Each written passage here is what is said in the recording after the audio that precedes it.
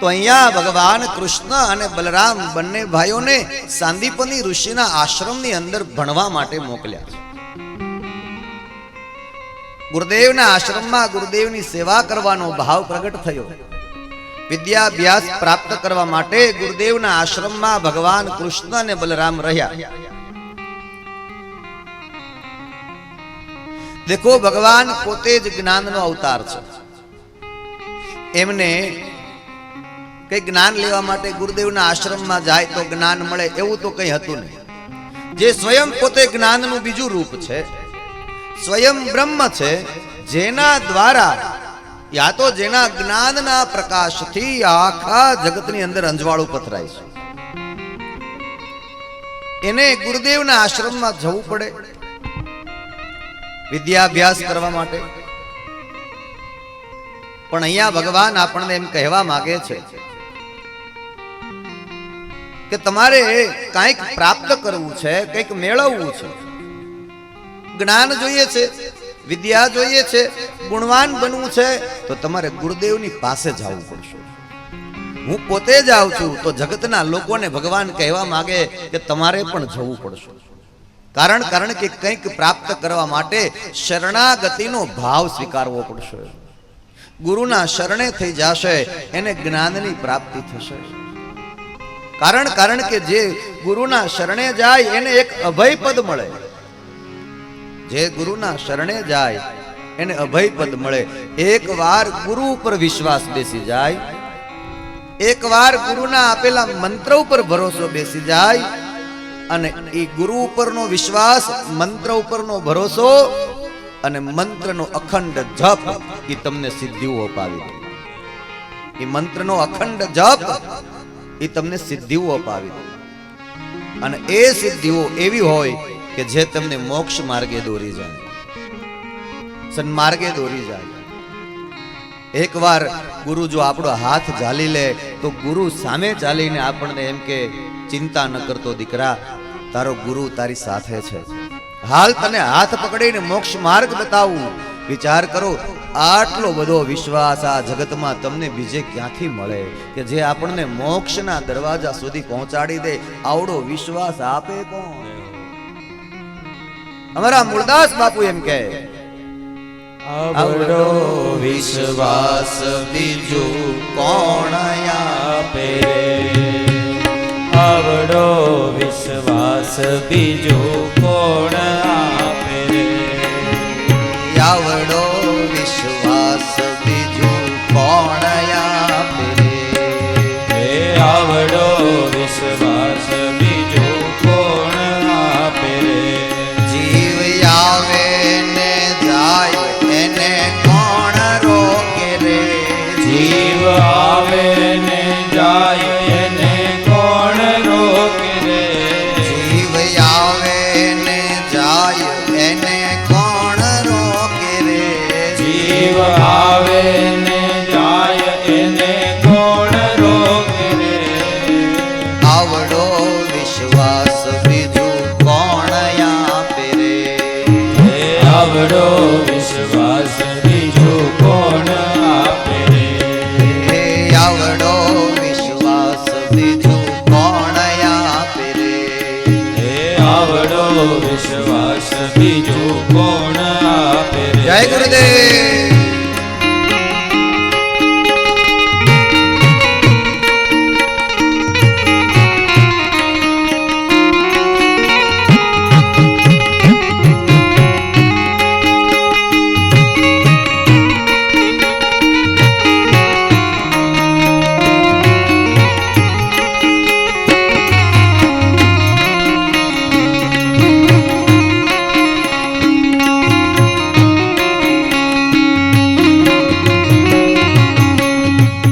શ્વાસાની મૂડી તારી મૂલ્યવાન છે. શ્વાસાની મૂડી તારી મૂલ્યવાન છે. હે શ્વાસાની મૂડી તારી મૂલ્યવાન છે. શ્વાસાની મૂડી તારી મૂલ્યવાન છે. એને વણલેખે વાવરતા કોણ રોકે રે?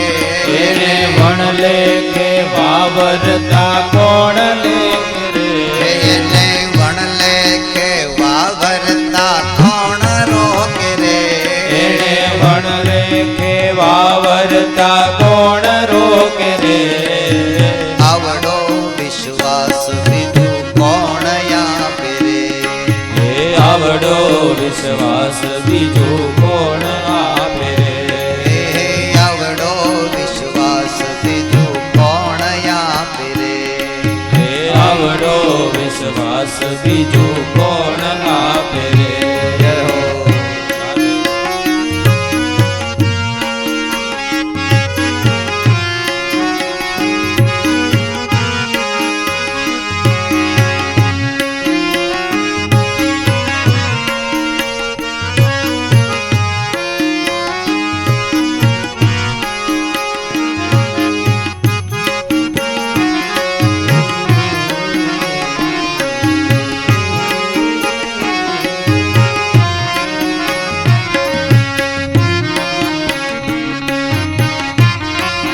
શ્વાસાની મૂડી તારી મૂલ્યવાન છે. આ જિંદગી છે ને એટલી સસ્તી નથી અને એટલી સહેલી નથી. યાદ રાખજો. હું ને તમે ઘણીવાર એટલું બધું આપણે કંટાળાનો અનુભવ કર્યો છે કે હવે આ જીવવું ગમતું નથી.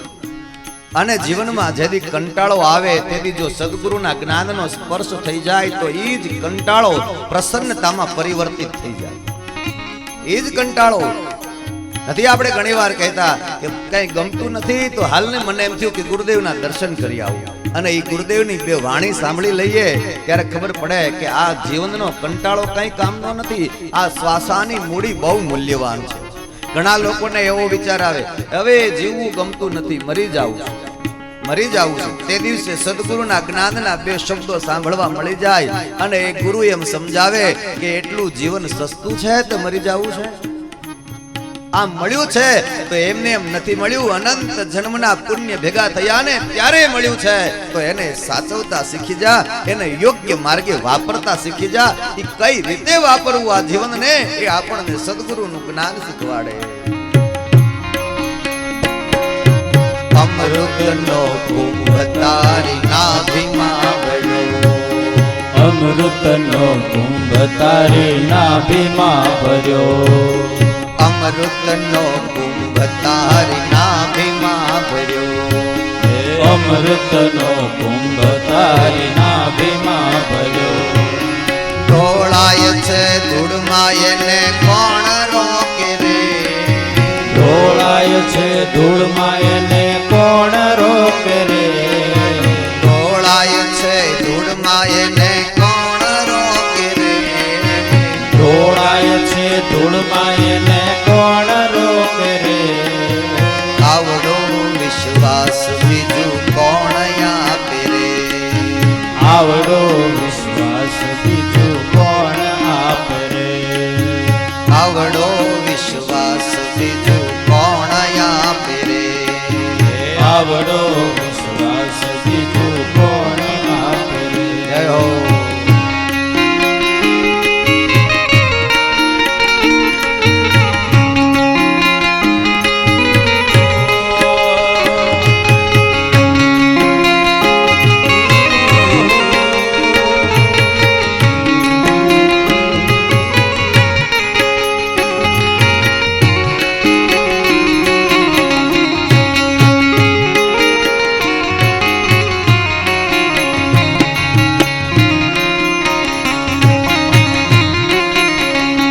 અમૃતનો કુંભ તારી નાભીમાં ભર્યો અને ઢોળાય છે ધૂળમાં એને કોણ રોકે રે.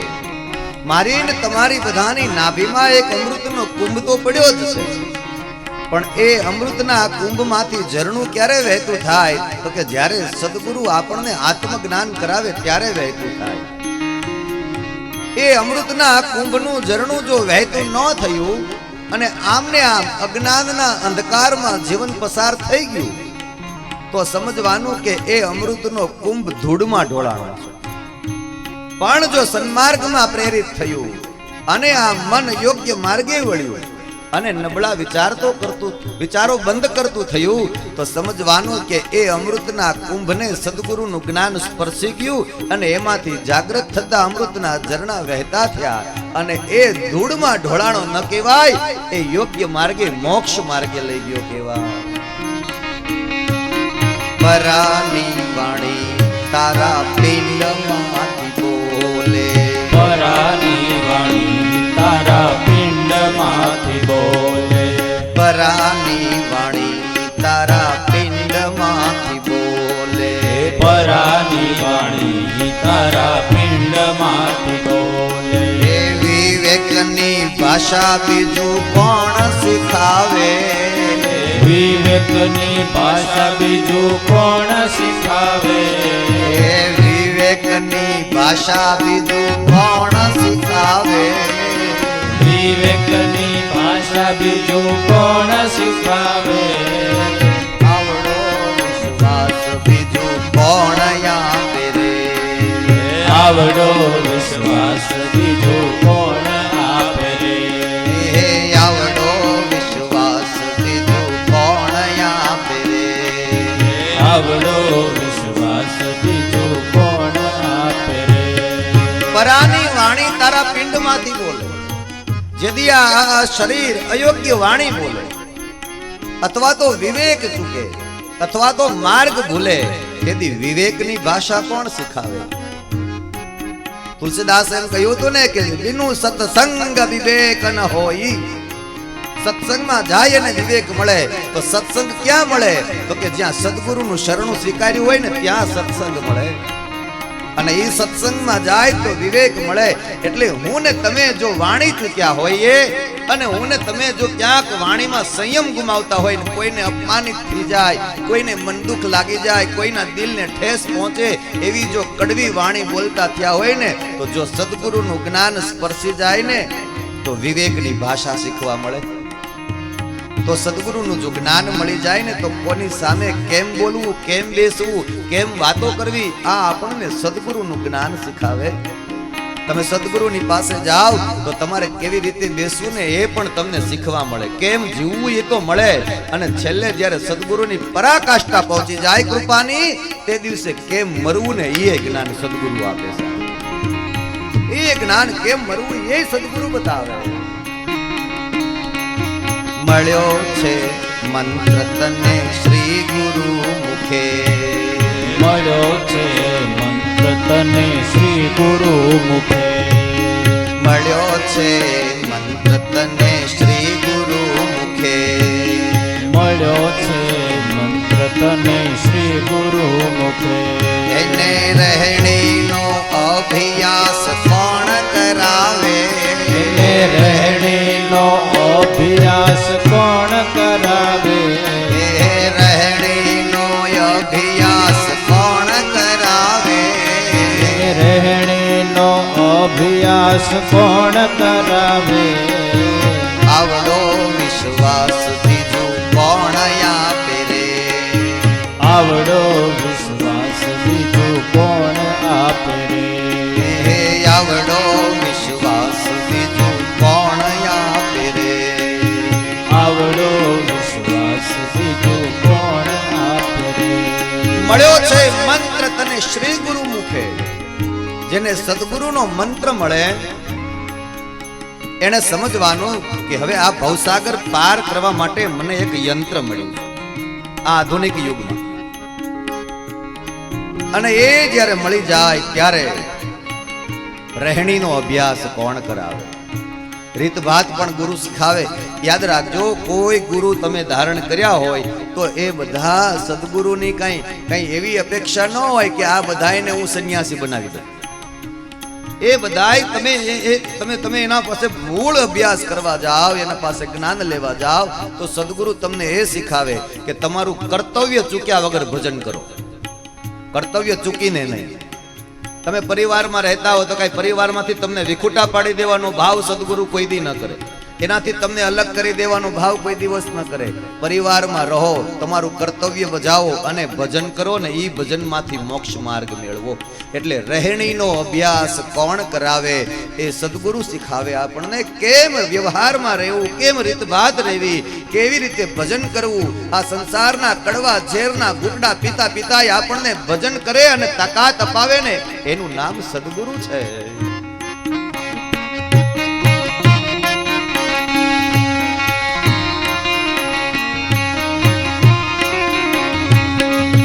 રોટીમાં રામને શ્વાસમાં ઉપાસના. રોટીમાં રામને શ્વાસમાં ઉપાસના. એ રોટીમાં રામને શ્વાસમાં ઉપાસના.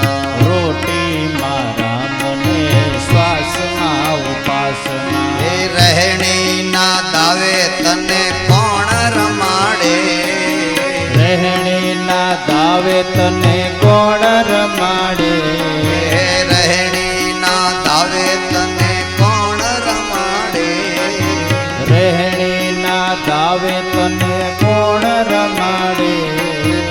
આવડો વિશ્વાસ બીજું કોણ અપાવે?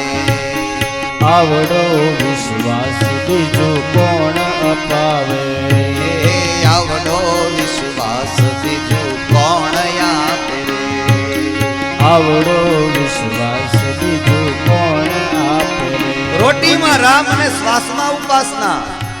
મને તમને સદગુરુએ એ જ્ઞાન આપ્યું કે રોટી ખવડાવજો, કોઈ ભૂખ્યાને ભોજન કરાવજે, કોઈને અન્નનો દાણો આપજે, કોઈ ગરીબની ઝૂંપડીમાં જઈને તપાસ કરજે. આજે તારા પાસે ઘણું છે, એના પાસે જો કાંઈ ન હોય ને ભૂખ્યો સુઈ જાતો હોય તો એના ઘરે મણ દાણો નાખવાનું તારું કર્તવ્ય ચૂકતો નહીં. આ કોણ શીખાવે? એ સદગુરુનું જ્ઞાન શીખાવે.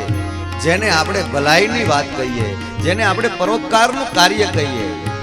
પરોપકારાય પુણ્યાય પાપાય પરપીડનમ. પુણ્ય અને પાપની વ્યાખ્યા કોણ શીખાવે? તો કે સદગુરુનું જ્ઞાન શીખાવે કે પરોપકાર કરવું એનું નામ પુણ્ય અને બીજાને પીડા આપવી એનું નામ પાપ. પરોપકારાય પુણ્યાય પાપાય પરપીડનમ. તો પરોપકારની ભાષા આપણને કોણ શીખાવે? સદગુરુનું જ્ઞાન શીખાવે. શ્વાસમાં ઉપાસના કે શ્વાસે શ્વાસે રટણ કરો કોણ શીખાવે? સદગુરુનું જ્ઞાન શીખાવે. અને રહેણીના દાવે આપણને રમાડે એ સદગુરુનું જ્ઞાન.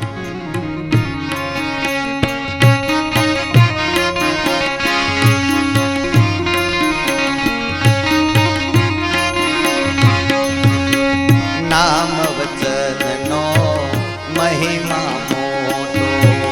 નામ વચનનો મહિમા મોટો. નામ વચનનો મહિમા મોટો. નામ વચનનો મહિમા મોટો. સુરતાના દોરે તને કોણ ચડાવે? સુરતાના દોરે તને કોણ ચડાવે? હે સુરતાના દોરે તને કોણ ચડાવે? સુરતાના દોરે તને કોણ ચડાવે? આવડો વિશ્વાસ બીજું કોણ આપે રે? આવડો વિશ્વાસ બીજું કોણ આપે રે? હે આવડો વિશ્વાસ બીજું કોણ આપે રે? આવડો વિશ્વાસ બીજું કોણ આપે રે? મૂળદાસ મરમ તીડને બ્રહ્માંડમાં. મૂળદાસ બાપુની રચના. રણ પીડને બ્રહ્માંડમાં. મૂળદાસ પરમ તીડને બ્રહ્માંડમાં. મૂળદાસ મરણ પિંડને બ્રહ્માંડમાં. ફેરો સફળ સમરથ કરાવે. ફેરો સફળ સમરથ કરાવે. આ ફેરો સફળ સમરથ કરાવે. ફેરો સફળ સમરથ કરાવે. આવડો વિશ્વાસ બીજું કોણ આપે રે? આવડો વિશ્વાસ બીજું કોણ આપે રે? હે આવડો વિશ્વાસ બીજું કોણ આપે?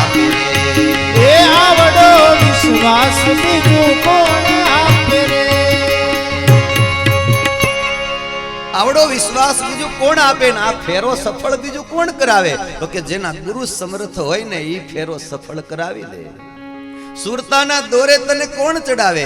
જ્યારે નામ મંત્ર જપનો મહિમા સમજાઈ જાય સદગુરુના જ્ઞાન વગર જ્ઞાન સાથે, અને એ જ્ઞાન સ્પર્શે ને નામ સ્મરણમાં જ્યારે જીવલીન બની જાય ત્યારે સુરતાની દોરી ચડે. ત્યારે સુરતાની દોરી ચડે અને આંખ બંધ થઈ ગઈ અને નાભી કમલમાં રહેલી કુંડલીની શક્તિ જાગૃત થઈને બ્રહ્માંડમાં રમણ થયું. આ સાધકોની ભાષા છે બધી. આ સાધકોની ભાષા છે. એટલે બ્રહ્માંડની અંદર રમણ થાય ત્યારે સમજવાનું કે બ્રહ્મ જ્ઞાન થયું નહીં. બ્રહ્મ જ્ઞાન કરાવવા માટે સદગુરુની જરૂર પડે. કૃષ્ણ કહેવા માંગે કે હું પોતે પણ સદગુરુનું જ્ઞાન લેવા માટે ગુરુદેવના આશ્રયે રહું છું. તો જગતના લોકોને ભગવાને સમજાવવા માંગે છે કે તમારે ગુરુની જરૂર પડશે. એના વગર તમે મોક્ષ માર્ગ કેમ મેળવી શકશો? કોઈ સાચા સદગુરુ મળી જાય, કોઈ સાચા સમર્થ મહાપુરુષનું મિલન થઈ જાય એટલે તમારા મોક્ષ દ્વાર ખુલે. અને ગુરુદેવના આશ્રમમાં ભગવાન કઈ વધારે સમય રોકાયા નથી. માત્ર 64 દિવસ ભગવાન રહ્યા છે. અને 64 દિવસમાં ભગવાને 64 પ્રકારની કળાઓ પ્રાપ્ત કરી છે.